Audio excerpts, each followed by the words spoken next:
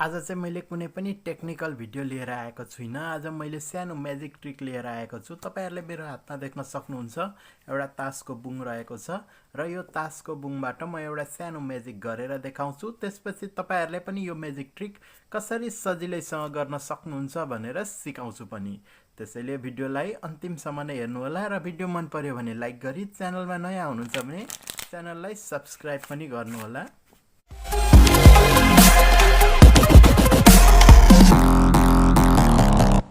यो magic trick तपाईले जसलाई देखाउनुहुन्छ उसले तपाईले कसरी गर्नुभयो भनेर हत्तपत्त थाहा पाउँदैन र तपाईलाई पनि यो गर्नलाई एकदमै सजिलो गरी तपाईले गर्न सक्नुहुन्छ। र यो म्याजिक ट्रिक सुरुमा म एकचोटी यहाँ गरेर देखाउँछु। त्यसपछि तपाईहरुले पनि सजिलैसँग कसरी गर्न सक्नुहुन्छ भनेर सिकाउँछु। आउन पत्तीलाई 26-26 भागमा सुरुमा छुट्याउँ। 1 2 3 4 5 6 7 8 9 10 11 12 13 14 15 16 17 18 19 20 21 22 23 24 25 26। यहाँ तपाईहरुले मेरो हातमा देख्न सक्नुहुन्छ मसँग 26 वटा को बन्डिल रहेको छ र मैले यो गनेको बन्डिललाई यसरी यसको पछाडी राखिदिए। अब यो म्याजिक ट्रिकको सानो नियम चाहिँ के हुन्छ भने अब म यहाँनेरि एक एक गर्दै यो तास पल्टाउँदै जान्छु। यदि मैले पल्टाएको तासमा 1 देखि 9 सम्मको जुनै आयो भने पनि जति जति नम्बर आउँछ त्यति त्यति पोइन्ट काउन्ट हुन्छ र 10 देखि माथिको 10 गुलाम मिस्सी बासा आयो भने चाहिँ हामी सबै त्यसलाई 10 नै काउन्ट गर्छौं। जस्तो मेरो यहाँ 5 आयो, अब यसलाई 5 हालेर हामी 10 पुर्याउँछौं। 5 6 7 8 9 10। यहाँ 2 आयो, यसलाई पनि म 8 हालेर 10 पुर्याउँछु। 2 3 4 5 6 7 8 9 10।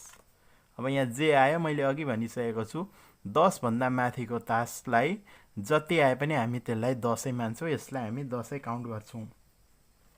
अब यहाँनेरि हामीसँग पल्टेको तास हेरौं। एउटा रहेको छ जे, अर्को रहेको छ 2, अर्को रहेको छ पन्जा। अब जस्तो यसलाई हामी 10 गन्छौं। 10 र 2 12, 12 5 17। अब यहाँनेरिबाट 17 वटा तास पल्टाउँदाखेरि कुन तास आउँछ त? सुरुमा म एकचोटि गेस गर्छु र पल्टाइ हेर्छु। हेरौं मैले गेस गरेको मिल्छ कि मिल्दैन।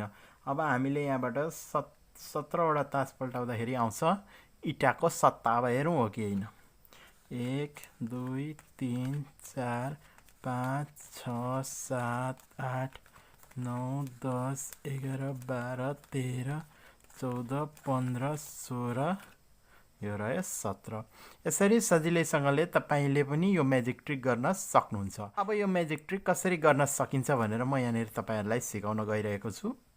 यो म्याजिक ट्रिक चाहिँ तपाईले सजिलैसँग गर्न सक्नुहुन्छ। यसको लागि तपाईले कुनै पनि तासमा सेटिङ गरिरहन आवश्यकता पर्दैन। तपाईले आफू फिट्न पनि सक्नुहुन्छ अथवा तपाईको साथीहरुलाई पनि यसलाई फिट्न दिन सक्नुहुन्छ। र सुरुमा यहाँनेरि हामीले 26 वटा गर्नुपर्ने हुन्छ। 1 2 3 4 5 6 7 8 9 10 11 12 13 14 15 16 17 18 19 20 21 22 23 24 25 26। अब यो 26 वटालाई जुन हामीले गनेको 26 वटा छन् यसलाई यसको पछाडी यसरी लगाउने। अब त्यसपछि यहाँनेरि हामीले फेरि ऐको जस्तो यो तास पल्टाउँछौं। जस्तो 7 आयो, अब यसलाई 8 9 10 तीनटा हालेर 10 पुर्यायौं। त्यस्तै अर्को आयो 3, यसलाई पनि 4 5 6 7 8 9 10 7 वटा हालेर 10 बनायौं। अर्को पनि आयो फेरि 7, यसलाई पनि 8 9 10 तीनटा हालेर हामीले 10 पुर्यायौं। अब यसलाई चाहिँ ओह्रालो भएर बग्यो।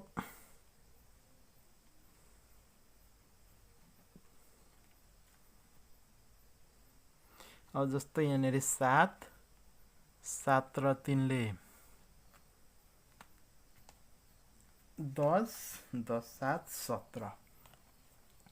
अब यहाँनेरि 17 मा कुन तास आउँछ त? जस्तै यहाँ 7 7 14, 15 16 17। अब यहाँको 17 नम्बर तासमा कुन आउँछ भन्दाखेरि पानाको तिर्की। अब हेरौँ यहाँबाट 17 वटा तास पल्टाउँदाखेरि पानाको तिर्की आउँछ कि आउँदैन। यदि 17औं तासमा पानाको तिर्की आयो भने कसरी पानाको तिर्की आउँछ भनेर मैले थाहा पाएँ भनेर पनि म सिकाउँदैछु। 1 2 3 4 5 6 7 8 10 11 12 13 14 15 16 17। यहाँनिर तपाईले देख्न सक्नुहुन्छ पानाको तिर्की। अब यो पानाको तिर्की कसरी आयो भनेर चाहिँ जस्तो अघि हामीले 26 वटा अघि तास जुन पल्टाएका थियौं त्यो भिडियो अलिकति हेरौँ। 1 2 3 4 5 6 7।